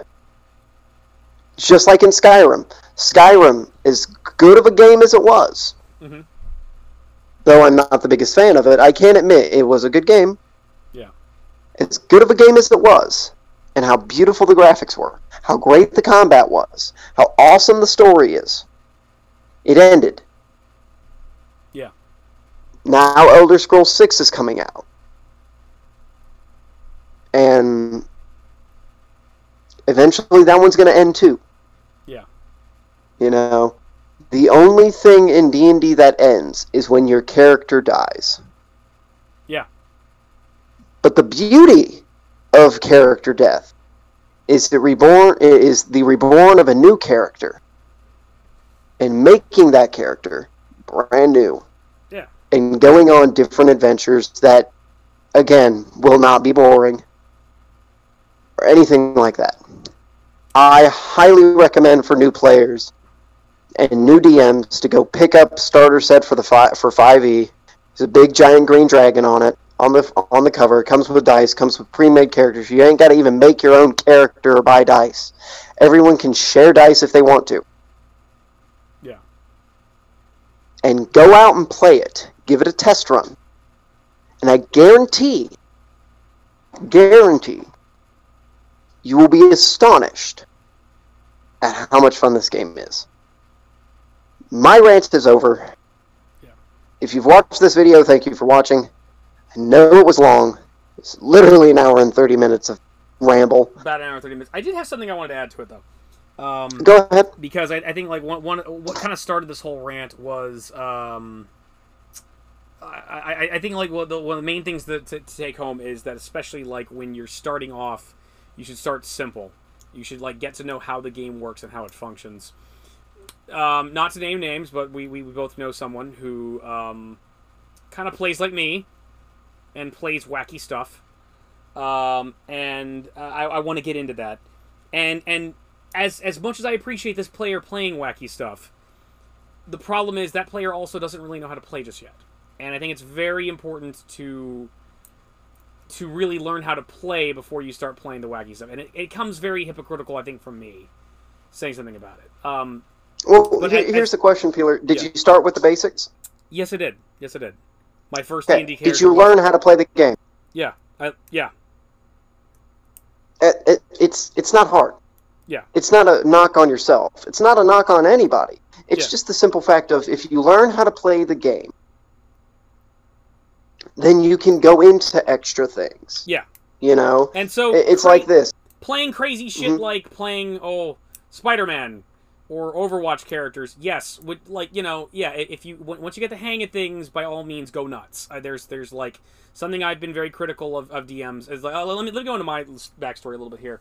My first role-playing game was not Dungeons & Dragons. It was my friend Josh's game, who I often call other Josh on this channel, because Malmoto has done videos with me, and this other Josh has not done that yet, and he hates being called other Josh, and good, fuck him.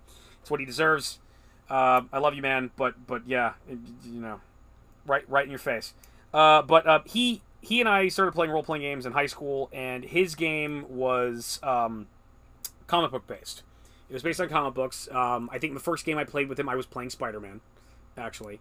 And actually, truth be told, I played something before I played with him. I played Traveler before.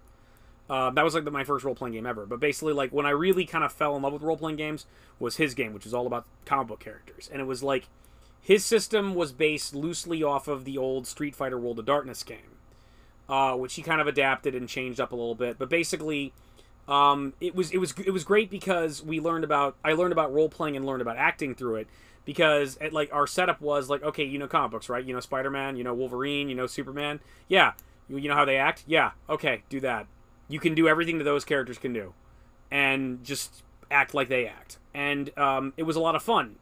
And so transitioning from that to Dungeons and Dragons, I was like, okay, well, I'd like to do a game where I could play a Spider-Man again. And it's like, you can't, because like no one has rules for it. And it's like, and that's fine. I started off initially just playing things you're supposed to play. I think my first D&D character was, I remember playing like a wizard way back, like with 2nd edition. That, like, you know, that was a weird scenario. That was like, I died in 5 minutes too, so that doesn't really count. But like when I actually started playing, I was playing like an elf rogue. And I learned how to play, and then over time I was like, hey, you know, I'd like to play some of these other things. I'd like to play comic book characters, I'd like to play science fiction characters. And I think part of my issue is I've had a lot of bad DMs who were like, no. Just no. They don't even think about it. And it's like, I think it's like, there's a lot of creativity here, and there's a lot of potential to do great stories and to try new things, and there are people out there that build it. And like, most of the PDFs I find are like things like someone made an Aliens D20 game. Someone made a Terminator D20 game. There's great stuff out there for that. And so I would always encourage people to play stuff like that and have fun with that. And one thing that I find I have trouble with a lot of DMs is you have people that will never let you do that. They'll never, like, I got to the point, like, part of the reason I'm playing Spider-Man in this game is it's like, it's got to the point where it's like, I've got all these books on how to do all this crazy stuff, and no one will let me do it. Like, even Davis will do it, but Davis will be annoyed. Because I'll like browbeat him into it, and he'll just give me this look, and it's just like, you know, Eddie, you're a pain in the ass, and it's like, I know. So it's like, you know, but props to him, he'll let me do it. But it's like part of the reason I kind of, I play weird stuff in my games, or I put weird stuff in my games, is because I want to do that, and I want that to be available. But again, as we pointed out, I know how to do it. I kind of, it was like a personal mission of, it's like, I'm going to figure out how to do this. I'm going to figure out, like, and other people apparently thought that too. Other people, like, I'm going to make Terminator in D20, and they made a Terminator role-playing game for D20. They did a really good job with it, and that should be played and enjoyed. But if you've never done this before, you don't know what you're doing, you don't know how the system works, it's probably a good idea. And I think this sounds hypocritical coming from me. You should probably start smaller, and you should probably play an elf. You know, just like learn how to play the game first, and then start playing crazy stuff. It's like, you know. So I think that's the thing. So yeah, what do you think? I agree. I think everyone needs to learn how to play. I think everyone needs to learn how to play a character. Yeah. That is of the game. Yeah. Before you can step into, and it's not like nobody can. You know, I'm not saying that no one can play Spider-Man in their first game. I just wouldn't recommend it. Yeah. You might not know what you're doing, and it's like, yeah, I mean, it might be hard keeping up with all the abilities that you get. It might be hard to play the character. Not because you don't know how the character works. It's because, at the end of the day, he's not actually in the game. Yeah. You know, he's he's not made for D&D. You have to know how D&D works. You need to know how the system works before you can homebrew something, before you can take something crazy and put it in there. Because it requires like, it's a great thing, like, just doing this for years. It's like I finally, like, when I first started playing D&D, I didn't like it compared to Josh's system, because Josh's system was easy. You knew the comic books, you knew the characters, boom, you could play it. It was very simplistic. We didn't like math. That's, you know, but we got some dice, we rolled, and we played a character and told a story and had a good time. After a while, now that I finally understand how it works, I understand how I can incorporate Marvel characters or characters from science fiction or all these other different types of characters into this system. And something I'm experiencing well is, I think another issue is like, is part of it is just learning a system. You know, I mean, I don't feel really... I finally, like, I think, I want to say this year or last year, Davis started playing Vampire the Masquerade Bloodlines. And me and him were like, I was like kind of watching him playing it, like he was playing it on Discord. And it's the type of thing where it's like, I kind of want to do, like, he's really gotten into it. And it's like, I kind of want to do like a Bloodlines type game. I want to do, Vampire the Masquerade. The problem is, I'm not really comfortable doing it in World of Darkness. Because even though I've played World of Darkness, I really don't know how to use World of Darkness as a system. I don't know how everything works, and I would be kind of uncomfortable doing it. I think at this point, I'm up for, like, Davis, like, running it. I would say Melmoto, but, I mean, like, going back and listening to the old Dents games, it was like... the more I learn, also, there's points where I get to the point where it's like, okay, I can spot something in a system that I don't think works, and I think, like...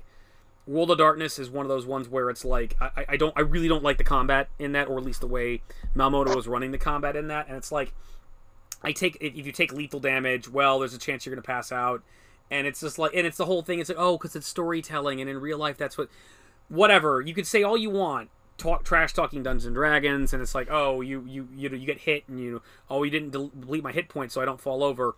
Yeah, that's the point. There's a built-in system, it's just different than the way World of Darkness does it, and you could still tell the same story. It just so happens D20 has a more efficient way of doing things than, like, having to worry about whether or not I'm going to pass out every time I take lethal damage, or or whether I drop my fucking knife while fighting a Wendigo over and over again. Listening to that fight again it's like it's not like the fight is any harder. It's just frustrating. It's just really frustrating because every 5 seconds it's like, oh, you pass out again, and it's like, and the fight lasts forever. And it's just like where there's not really, it's the type of thing where it's like, I always like to pick on Davis for not liking combat too much, but it's like there's something to be said for constant combat. It gets annoying, and at a certain point you just want the fight to be over. And that was like in the World of Darkness system, at least the way Malmoto was running it, it's like it's endless, and it doesn't like, and there's not really anything for all this talking about how, oh, it's all about the story. Well, your story, your combat is taking away from the story, and it lasts forever without really adding anything. It's like, long story short, we lost the fight, or long story short, we won. Who cares? It's over. Let's get back to the narrative. So it's like, I feel like D20 is actually better in that regard.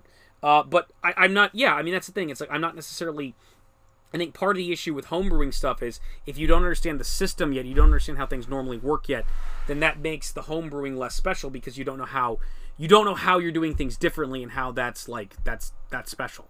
So, you know, but yeah, this player who I've had to help a lot in making his kind of crazy characters, it's like, it's neat because it's like, I've gotten to the point now where I really like making characters, and I've been making really crazy stuff for him. The problem is that I'm looking at like what I'm building for him, and it's like, I feel like he's having trouble understanding the system. So he's you know, it's like there's a lot of stuff he doesn't use because he doesn't know how to use it. And I feel like I think part of the problem is it's just like City of Spider Queen is epic level at this point, and it's like, I need to sit down with this guy with like a level 1 to 5 game. Like, start small. Let's teach you how to actually play first before we, like, I'm looking at these characters I've made for him, and it's just like, wow, he could have done this. He'll never do it. I got a little bit of that with Alex when he was playing Venom, where there's a lot of that character sheet he never utilized, but Alex did a better job with it. Alex realized, like, when we actually got the suit off of him, like the fight in which like Spider-Man and Reinhardt had to beat him to take the suit off of him, he was able to stun lock us eternally, because he basically just hit us over and over again with like his web shooters, and we were entangled, and we had to make a roll to get out. That was really smart. He just like realized, oh, I could just fucking hit things with my webbing and just jack them up, and there's nothing they can do about it. And it was like, yeah, he was playing it relatively smart, but there was still a lot on that character he didn't utilize. And that's why he decided to start playing a Drow Sorcerer, which was smart, because now he's really kind of understanding the game and figuring out how to play it, and by taking a step down. So, you know. So, yeah.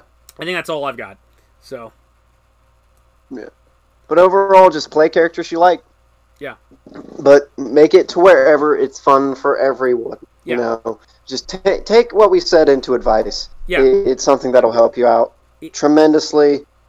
If you're new, start small, and after you're comfortable with this, after you're comfortable playing a half-elf rogue, and you really, really want to play Wolverine from the X-Men, and you have some dickhead who may or may not be named Chris, I don't know, I'm not naming names, who says, no, you can never play Wolverine, you know, okay, then maybe find another group who's willing to let you do that. You know, who's willing to let you play something fun, play a different game like Cyberpunk or something like that. Then, like, once you're ready, then start playing around. But if you're not ready for it, you know, like, take a step back. Yeah. But yeah, exactly. Have fun. Have fun is the best advice at the end of the day. If you're, and I would strongly encourage anybody listening to this to role play, to get a fleshed out character, a character you love. Don't just murder hobo. If that's what you guys like doing, okay. I hope you have a very patient DM who could put up with that. But I'm just saying, there's all this other stuff you're missing out on by not like immersing yourself in the game, immersing yourself in the role playing. So exactly. But yeah, as stated, make it fun. Play a character that you love, and enjoy the game. Is the biggest thing, right? Yeah, enjoy the game. Have fun. Have fun. That's the most important thing. So there's our rant. I think it's pretty well fleshed out. I think we covered everything. So I think so. Pretty sure. If not, we'll make a part 2, and if need be, I don't think we will, but if we do, need be. Now, Peeler, here's the big question, though. Yeah. What should our next talk be about? That's a good question. Because I haven't done podcasts in a long time. That Stranger Things thing was the closest one. We used to call it, I don't know what we'll call it. I was thinking like Eddie and Kiba rant, but or Mamoto and I used to call it pirate radio, and then he disappeared off the face of the earth. But like what the topic would be, I was thinking like after Stranger Things, it would be maybe another role playing module. But we could do reviews. We could talk about like movies maybe, or like it depends on what you want. Yeah, we could do that. Or other topics or things like that. It was like I don't know. I've had other Josh and I have had a delightful argument on Facebook about Captain Marvel. So we will see. We will. Yeah. Oh, dude, he got so triggered. I can't wait to send this to him. He'll be so pissed off. He got so triggered because I implied that that Captain Marvel's dead. He got really upset. He got really mad. Yeah, I no. We will see what happens. His point is that the character of Carol Danvers used to be good, and she's in a rut now. And it's like, yeah, how long she been in a rut? How long has this character sucked? You know, it's like, oh, she'll get better. Yeah, she will get better eventually. I'm not going to wait 10 years for that to happen. I'm going to move on. Yeah. So it's like, I don't know. But at the end of the day, I upset him. I said the character's dead, and he got very upset about it. So. All right. Well, if you enjoyed the video, I don't know if you're still recording or not. I'm pretty sure you are. I am still recording. If you enjoyed the video, like, comment, subscribe, do whatever the fuck you want. Enjoy your day. And just enjoy the Tabletop Madness. Other Josh, get on here and do a podcast with me, and that's the only way I'm going to stop calling you Other Josh. I'm going to keep calling you Other Josh until you do it. Come out here and defend Captain Marvel yourself, sir. Defend your precious Veers. Yeah, defend your shitty character. I'm such a dick too because he agrees with me that the character in the comics sucks now. It's just but he's talking about now. No, I would argue that she didn't always suck. I thought she was great when she was Miss Marvel, and then they lost their damn mind. He pointed out very rightly that a lot of the crazy power boost that they gave her was stuff that was taken away from her initially, and then brought back during Bendis's run, which was good.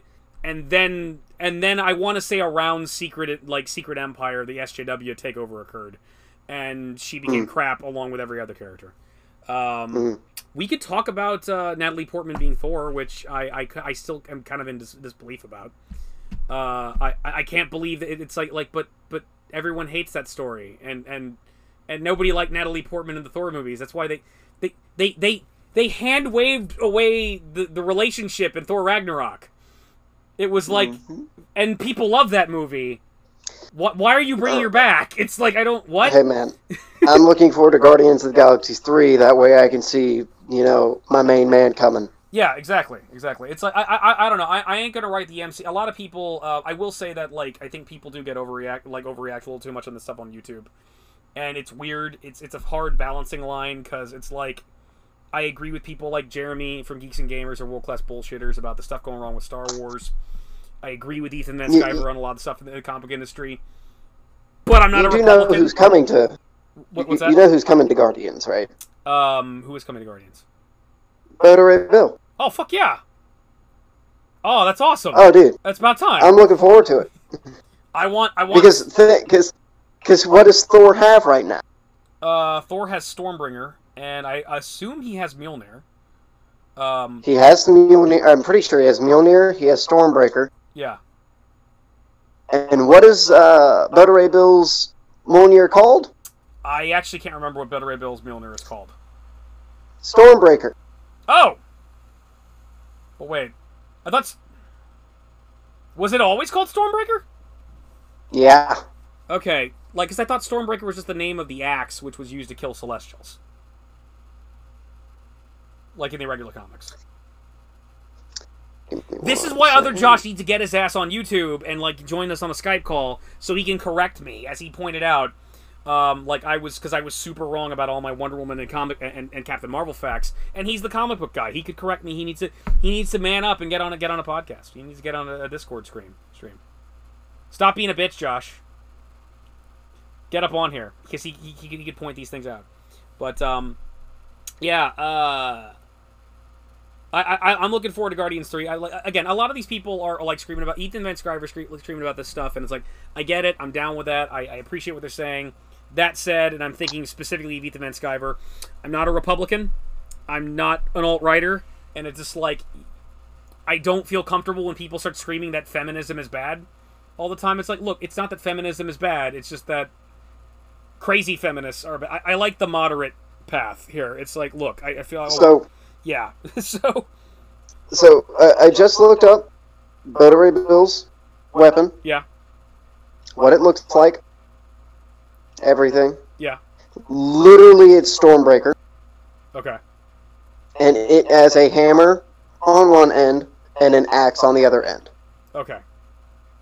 It's literally Stormbreaker. Because I remember MCU. like the story behind Better Ray Bill was he got Mjolnir for a moment and was worthy, so he became he gained the power of Thor, and then Yes. like once they went on that adventure, like Thor was like, hey, you're awesome, I want my hammer back, but why don't you come to Asgard and I'll get you your own hammer, and you could be a superhero and stuff, and he's like, fuck yeah, and so they made him his own hammer. Now, Which is Stormbreaker. was it always Stormbreaker, or was that a different hammer? Yes. And because I thought Stormbreaker was the axe that was used to kill the Celestials, which that was a more recent creation. I'm pretty sure they gave him the axe. I'm pretty sure, or they created a new one Okay. and gave it to Beta Ray. But no, Stormbreaker is his weapon. Okay. All right. And so the reason why Beta Ray Bill is coming is because Chris Evans is the one that plays Thor, correct? I'm pretty sure. Yes. Well, Okay, no, Chris Evans is Captain America. Captain Chris America. Hemsworth is Thor. Chris Hemsworth is Helmsworth. his contracts, whatever. Yeah. His contract's expiring for one more movie. Okay. So, in order to keep the Thor character kind of still going, he'd either have to re-sign, which he hasn't, Okay. or they'd have to bring in Beta Ray Bill, Okay. which would take Stormbreaker off of his hands. I think the Better Ray Bill idea is a much better idea than Lady Thor, because like the rumor mill is saying that Natalie Portman's going to be Thor now, and it's like, no, just no. I thought she didn't like these movies.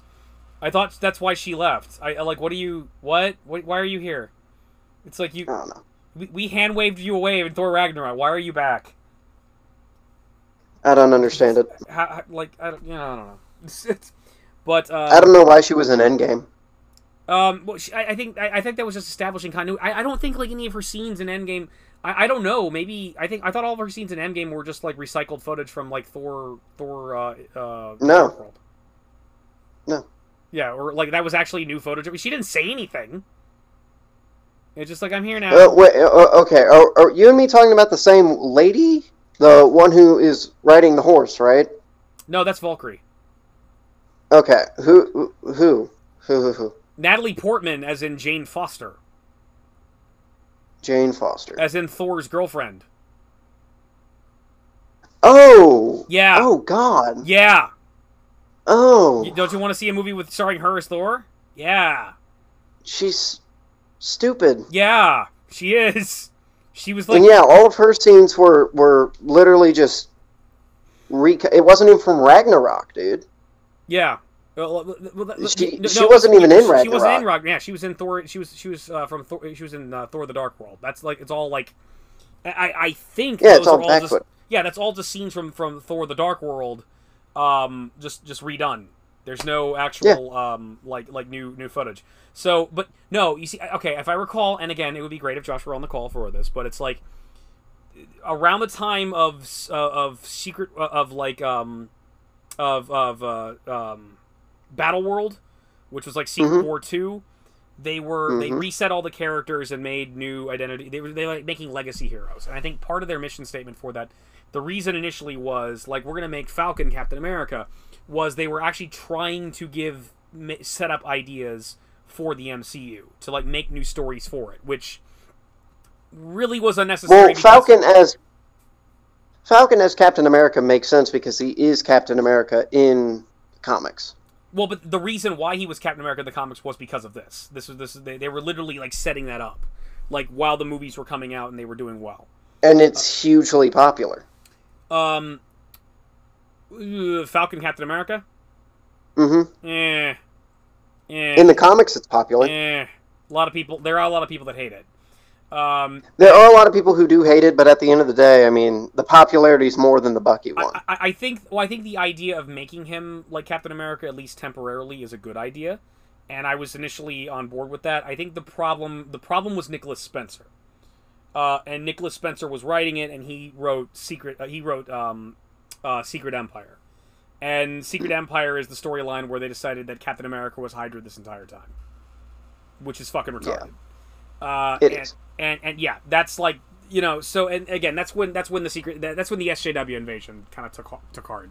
It's where Granted, in Endgame, yeah, in Endgame they did make a good nod to it though. It's whenever Captain America did say Hail Hydra, that was great. That's my thing about Endgame. Is like Endgame is like there's stuff in there that's like are like crappy SJW Marvel ideas, but they're done better. Like that was a great nod to Secret Empire, but in a way that works and makes sense.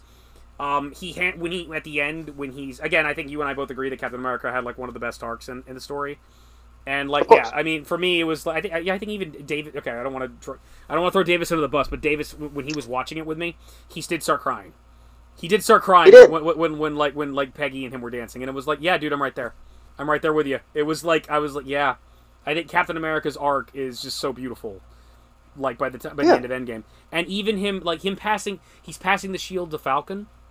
And I'm like, no, they did that in the comics, and it wasn't that good. And it was like, but the way it's happening here, it's like, but maybe it'll be different this time. It's like, it's so good, and it's like, yeah, you know what? Falcon does deserve this, and like, like Bucky, he doesn't want that shield. Bucky's like, no, I'm not worthy of that shield. And it's like, and again, I think like Bucky and I think Bucky knew what Cap was gonna do. I have this theory, this fan theory, that that's why he told Falcon to go over there. Yeah, he basically like the day before Cap just basically told Bucky what he was gonna do, and it was like and they already said their goodbyes before then. It was just like I'm not gonna see you for like 60 years, man. And so like I love you, bro. And they just like go find Peggy, man. And so he just he knew what was gonna happen, but they didn't tell Falcon because they knew Falcon would either try to go with him or try to stop him. And so yeah, it's like it's beautiful, and it's like I kind of. A lot of these people I think they're worried online, and I can understand that. I appreciate that, but at the same time, I'm not going to write the MCU off until they actually make a legit shit movie, and I would argue they have not made one yet. The closest is probably Captain Marvel, and I still liked Captain Marvel. I still liked the movie. I didn't like. I hated her more in Endgame than I hated her in her own movie. I didn't hate her in her own movie. In her own movie. I did the thing that I've actually accused other people of that I've given. A lot of people that like Man of Steel, I think, like it because they project their understanding of Superman onto that version of Superman, and it's like that Superman's all wrong. He snacks people's necks and won't answer to anybody. A guy picked on him at a truck stop and he destroyed his livelihood. That's not what Clark would do. But people will like, oh, but it's Superman. They'll just project what they know about Superman onto a movie where he's acting out of character, and that bothers me. I think I did that with Captain Marvel, and I was able to do that because Brie Larson's performance was such a blank slate in Captain Marvel that I was just like, well, she's flying around and punching things and shooting lasers. That's Carol Danvers, right? It was like, yeah, so it didn't bother me as much. Whereas by the time we got to Endgame, it's just like, okay, I hate her. I fucking hate her. It's like, and to me, she's the only thing wrong with the movie. Everything else is perfect. Everything, and she even fucks off at the beginning of the movie. It doesn't come back to the very end, so it's like it works out. And then she stands all by herself at the funeral for Tony, and it's just like, good, sit in your corner. No one likes you. So thank you for listening to this detailed conversation about Dungeons and Dragons, and hearing me bitch about Brie Larson. We might have to have like an MCU discussion next time. So agreed. So these are all previews of what we'll do next time. So you let me know when you want to do another video. I'm good to go. I'm gonna go to sleep. Okay, all right. And this has been Kiba, aka Nick. Indeed, it has. Signing off. And yes, sir. This is the Dread Pirate saying, happy gaming. Happy gaming. Have fun. Happy gaming. That's the most important thing. And good night, everybody. Here we go.